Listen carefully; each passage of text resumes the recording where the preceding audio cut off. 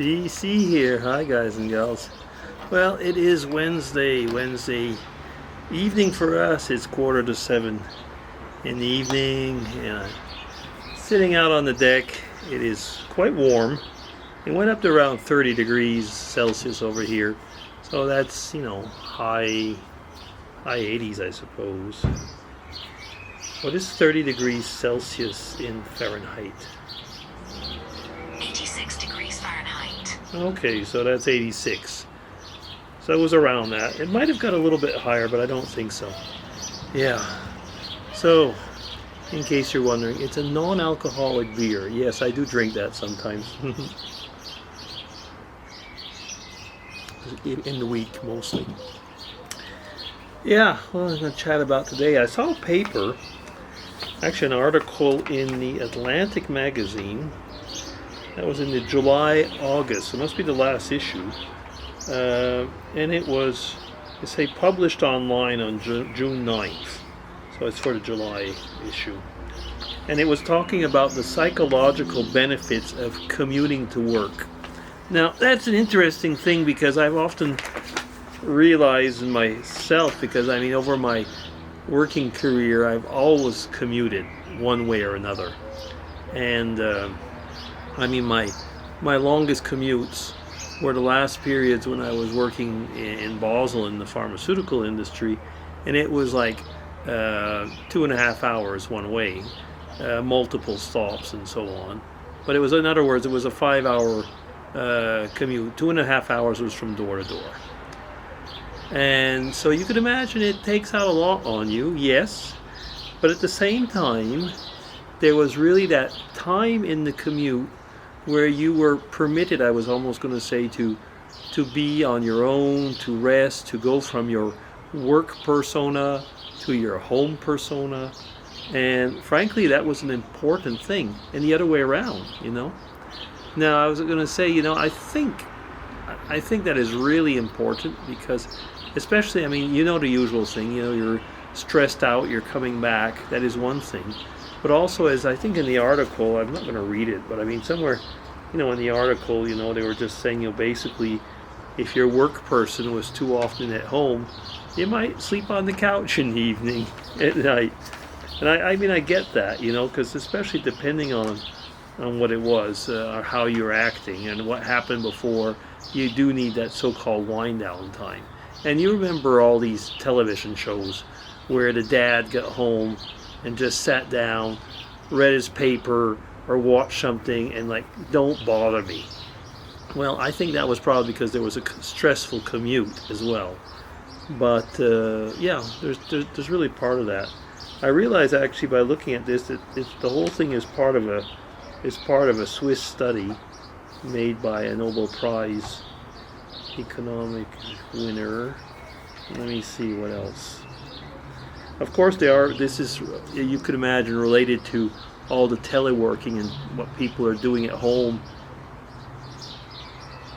now. And I hear it from a lot of people that they're not turning off. They're just always at work because they're working at home. They're thinking work. They're doing things in the evening, which maybe normally they would have been family time and stuff like that. And the stress of not being able to switch over and to switch back is supposedly getting to a lot of people. Now, I've heard some ladies make the comment is that they've been working at home for years and it's not been a problem. Maybe that could be something that some of you people could answer. I don't know. But it's interesting because they were saying that a lot of us, or a lot of people, basically for years have been, kind of wishing, I guess, to, work at home, and now that they can, they kind of looking forward to get back. And it is an interesting one. There was articles many years back that were saying that commute may hurt, not help, remote worker productivity, and sometimes some articles now kind of say the same, say the contrary. It's always usually the same thing, isn't it? One study says one thing on these type of things, and another study says something else. And they were talking about the time of a commute.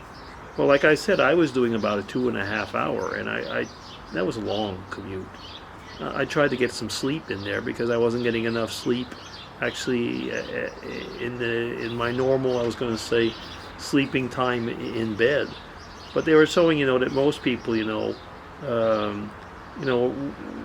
go for about a 60-minute a day transit or commute. And it's interesting because they were saying that the one-way average for an American commute stands at around 27 minutes. I don't actually believe that. I feel it must be longer overall, but maybe that's a big average. I don't know. Because the people that I know, mostly I've heard often about 45 minutes and an hour. And let's see, what else are they talking about? Often they come back to that half hour, and I realize that actually a lot of people have more than a half hour commute. I don't know. I mean, of course, there's a difference between commuting by car and commuting by public transport. And it can go both ways. When I was commuting by car, there was the stress, of course, of keeping your eye on the road. But I could put I would listen to radio theater and stuff like that, and I could jack it up or something like that. But of course, if you're falling asleep, it's dangerous. Now, if I'm on the train, well, I would put on the headphones or something. But of course, on the train, it depends how many people are sitting with you. I mean, I had ideal times when I was traveling where usually I was sitting alone in my corner. So that's a big difference. If you're in a packed train where you have to keep your eye on your stuff, you got to keep, there's stress there as well. People are asking me, like now I'm a 30-minute walk, a 25-minute walk from work. And let me see, am I up to 7 minutes? And I've been asked by a few people, well, you could take the car, it'll only be a few minutes. Actually, I don't want to. First off, why? Why would I take the car? It's barely enough to get it warmed up. It's not even actually good for the car to just do a mini trip like that. People say, well, then take your bike. And you know something? Almost the same reason, it's too short. A half hour or 25-minute walk for me is perfect. Like I listen to Christian podcasts, and they usually last about 12 some odd minutes each. Excuse me. And so I can get 2 of them on one way, and like 2 on the way back, or some of them are about 25-minute shows. Perfect timing. And the half hour, so I could say the half hour mark, is just perfect for me. I've wound down coming home, and I've relaxed going to work. So you tell me what you think. I know, like some of you, Andy, who drives actually, so he's not commuting, he's like driving all the time. So I don't know if we could say he commutes when he walks to his taxi. I suppose he does, but there's a different thing. I mean, that would be interesting to see how he sees this. I guess that one of the things is that he doesn't get any wind down time. Probably doesn't, but he can tell us about that. But you tell me what you think about it. But I really think there's the title here saying the psychological benefits of commuting to work. I think they're really, really there. Okay, so that'll be DC signing off on this Wednesday Hump Day vlog. Take care, everybody. Bye.